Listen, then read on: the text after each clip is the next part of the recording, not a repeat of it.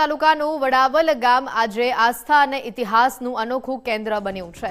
અહીં આ બનાસ નદીના કિનારે 8મી સદીનું મૈત્રકાળનું પ્રાચીન સપ્તમાતૃકા મંદિર આવેલું છે, જેને સ્થાનિક લોકો સિદ્ધા અંબિકા માતાજી તરીકે પૂજે છે। 1200 વર્ષ જૂની અદ્ભુત શિલ્પકલા ધરાવતા આ મંદિરમાં એક સમય કુલ 13 જેટલી મૂર્તિઓ હતી, જેમાંથી હાલ હવે 4 જ મૂર્તિઓ અહીંયા હયાત છે, જ્યારે બાકીની 9 મૂર્તિઓ વડોદરાની MS યુનિવર્સિટીના સંગ્રહાલયમાં સુરક્ષિત રાખવામાં આવી છે।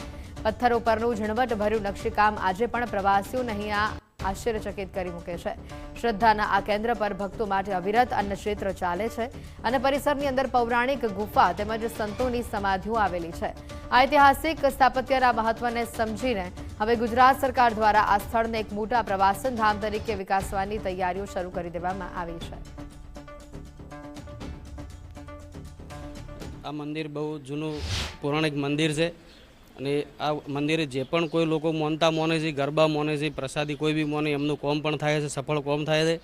પાછળ જૂનું પૌરાણિક ભોયરું પણ નીકળ્યું છે મંદિરની પાછળ, ને લોકો એવું કહે છે, આપણને એટલું તો યાદ છે કે અમારા પૂર્વજો પણ કંઢિયા કહેતા કે ભાઈ આ બહુ જૂનું મંદિર છે, સિદ્ધરાજ સોલંકી વખતેનું બનાવેલું છે એવું કહે છે લોકો।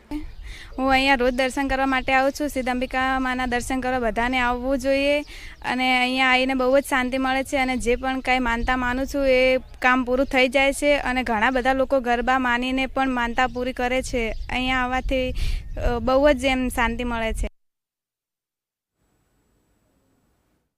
મૈત્રકાળ સમયનું મંદિર છે અને વલ્લભીપુરના મહારાજાએ આ મંદિર બનાવેલું। ઈસવીસન 494ના સમયમાં આ મંદિર બનેલું, જે તે સમયે આ મંદિર તોડી પાડવામાં આવેલું અને એની જે મૂર્તિઓ હતી એમાંથી 9 મૂર્તિઓ વડોદરાના MS યુનિવર્સિટીના મ્યુઝિયમમાં છે અને 4 અહીંયા છે। બાકી આ ગામના લોકોને ખૂબ આસ્થાનું કેન્દ્ર છે, આજુબાજુના ગામના લોકોનું પણ ખૂબ મોટી આસ્થાનું કેન્દ્ર છે। અહીંયા સનાતન સેવા ટ્રસ્ટ અને ગામ લોકોના સહયોગથી અન્નક્ષેત્ર પણ ચાલુ છે અને ગામમાં સેવાકીય પ્રવૃત્તિઓ પણ આ મંદિરના માધ્યમથી ઘણી બધી જગ્યાએ થાય છે।